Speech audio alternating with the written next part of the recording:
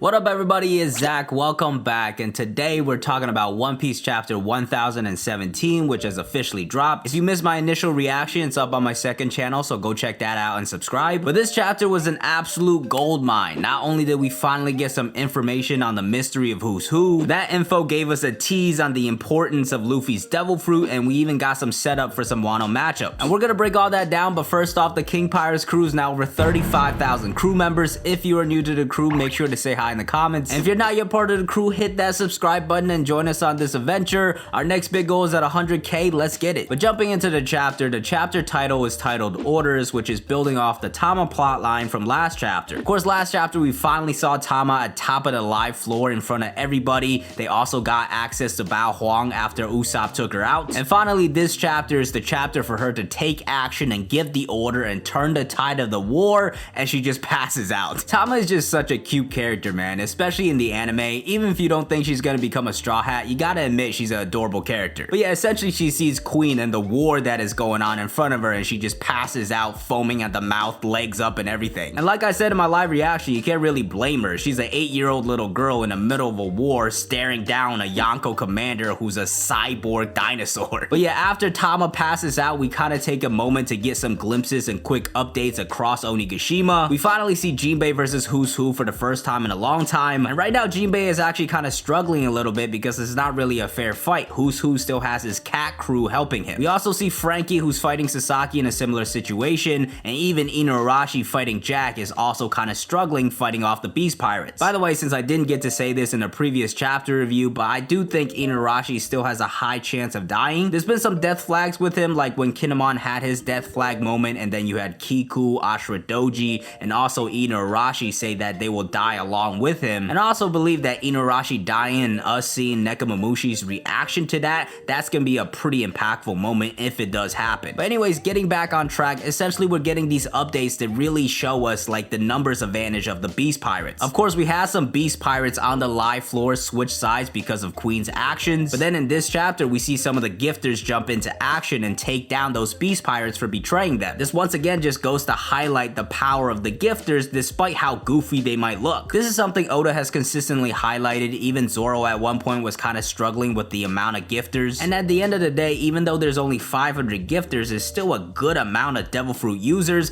It's why Kaido went out of his way to get all those smile devil fruits, which is why it makes Tama's actions in this chapter so impactful. As we're essentially seeing the Beast Pirates gaining the upper hand with all the gifters, Nami and Usopp are cheering on Tama to get back up and give the orders, and finally she musters up the courage and does it. She gives the order, tells all the gifters that Ada Kibidango, that Luffy and the Straw Hat Alliance are on their side. But after that moment, just like that, the tide completely turns and all the gifters side with the Straw Hat Alliance. All of a sudden, all these gifters are helping out the Straw Hats and fighting the Beast Pirates, and everybody's just having a good time. Which, by the way, if you're having a good time watching this video, drop a like for the YouTube algorithm. But yeah, what Tama did here is really massive for the Alliance and the turning of this war. Queen doesn't even believe it at first. I thought Oda was gonna give us another like eyes out of the socket moment, but pretty much it looks like all the gifters have switched sides, and although it's only like about 500 people, these are like Kaido's strongest crew members besides the Tobiropo and the commanders. I also love the way Oda did this because he uses this opportunity to highlight some of the older characters shown previously. Like back when Luffy was making his way to the rooftop and he was going floor by floor and we met all these different gifters, it felt like, what is the point of this? They're interesting designs, but like, why do we need to spend all these time meeting these characters? Especially because some of the gifters didn't even really do anything, but now that Tama has gained control of all these gifters, they get back into action and actually become useful. Like as we'll see later, one of the headliners that Luffy bypassed with a ladder actually ends up helping Jinbei in his fight. But before we move on, I really want to emphasize just how big this move is by Tama. I think this turning point here is really important, especially when it comes to the idea of the raid failing. As I see it right now, the story's kind of following what we see in a classic One Piece arc. We're at the point right now where Luffy is out of the action, being saved for the last final fight, and meanwhile we get to focus on some of the other fights like the Straw Hats and the Scabbards. And also with many of the Beast Pirates switching sides, it's not only gonna help the war, but it's also a setup for the end result. At the end of a lot of One Piece arcs, you have everybody cheering on Luffy to defeat the big bad, and a lot of the times the people cheering for him were people that were not on his side in the first place. So I see this in a similar situation. All these Beast Pirates turning is not only to help the tides turn, but it's also also to help set up the end result. But also like the manpower that the Samurai Alliance is getting is no joke. The battle initially started as a 30,000 versus 5,400 battle. In the next update we get, the Samurai have made some progress. It becomes 27,000 versus 5,000. And then in the last update it was 20,000 versus 7,000 because some of the Beast Pirates have switched sides. And now because of Tama it should be about 19,500 versus 7,500, but those 500 gifters are gonna do a lot more damage. So honestly by the next update I wouldn't be surprised if it becomes like 10,000 versus 7,000. So yeah, big shout out for Tama for doing her part, but at the end of the day it still won't matter if Kaido's officers aren't defeated. So in this chapter we also get some setup for those fights. First off, Sanji versus Queen is finally official, but the big thing with this fight is we finally get the confirmation that Queen was part of the science group with Vegapunk and Judge and Caesar. And not only did we get a confirmation, but apparently this group also had a name. They're called the Mads. Now my chat during my live reaction had a lot of fun trying to guess this acronym. Somebody said it was Mothers Against Drugging Scientists. Shout out my guy Hawaiian Punch, but let me know your best guesses for what MAD stands for. But yeah, this is a very interesting development. I definitely want to hear more about their history. I'm guessing there's probably more members to that group besides the ones we found out about. I could totally see a scenario where another person we meet in the future is part of this group as well. But anyways, back to Queen versus Sanji. Queen finally busts out his hybrid form,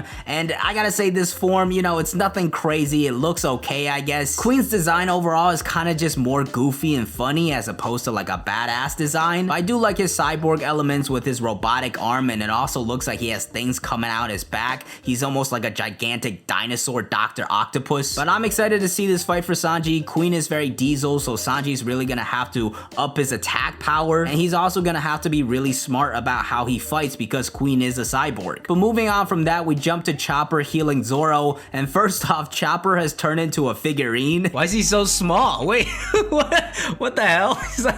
He's like a figurine. Straight up turn into a merchandise, bro. Legit, Chopper is turned into toy size because of a side effect from Caesar's Rumple Balls. I'm not exactly sure what's next for Chopper here. I still think his biggest thing is probably gonna be healing the Smiles eventually. But in the meantime, it does look like Zoro's gonna get back into the action because the Minks have a super recovery drug. Now listen, some of you are trying to defend this by calling back to Zoe where they mentioned that the Minks have super recovery abilities. But taking that and tying it to a super recovery drug that can heal 20 to 30 broken bones, I think that's a bit of a stretch. Even though it was mentioned that the Minks recover really fast, there was never a drug that was mentioned. I think that was a scenario where it was just highlighted that the Minks recover really fast. It wouldn't have made sense for them to use that drug after the battle with Jack was over. Plus, even Chopper says in this chapter this is the first time he's hearing about this drug. So personally, I do see this super recovery drug as a plot convenience, but it is what it is. It still does have side effects of pain, so it's not like just a magical pill. And this will get Zoro back in action, which he absolutely needs to be. Now, as far as what Zoro's gonna do next, I still think it's either gonna be King or Kaido. King is definitely very possible, especially with Sanji fighting Queen. I just don't know what Marco is gonna do next if Zoro's gonna fight King. I still think Zoro going back to fight Kaido is still on the table. Of course, right now Yamato is fighting Kaido. I think eventually Luffy will be the one to defeat Kaido, but I still do feel like with all this build up between Oden and Kaido and the respect that Kaido had for Oden, I can still see Zoro going back to Kaido and landing one more final attack. But we'll just have to wait and see what happens. So for the time being, let's move on to the big info we got out of Who's Who versus Jinbei. First off, Who's Who busting that small ass dagger out of his giant sheath was hilarious. Why has he got this tiny ass blade, bro? He's putting up a front. He's putting up a front. Imagine that's like a supreme grade sword that he's holding.